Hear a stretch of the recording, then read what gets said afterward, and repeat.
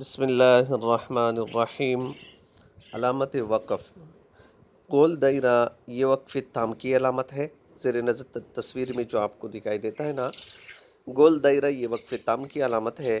اس کا حکم یہ ہے کہ یہاں اگر وقف کر لیا تو بہتر ہے، پھر اس کے بعد سے پڑھے یعنی ابتدا کرے، ما قبل یعنی پیچھے سے نہ پڑھے، اعادہ نہ کرے۔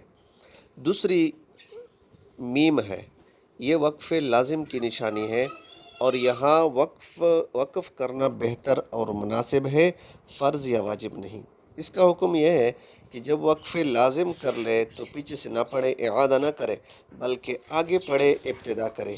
تیسری علامت طوا ہے، یہ وقف مطلق کی نشانی ہے اور اس کا حکم یہ ہے کہ جب وقف مطلق کر لے تو اعادے کی ضرورت نہیں، بلکہ آگے سے ابتدا کریں گے۔ تو یہ تینوں وقف آپ یاد کر لیں۔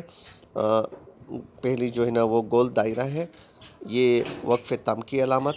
دوسری میم ہے، یہ وقف لازم کی نشانی ہے، اور تیسری طوا ہے، یہ وقف مطلق کی نشانی ہے۔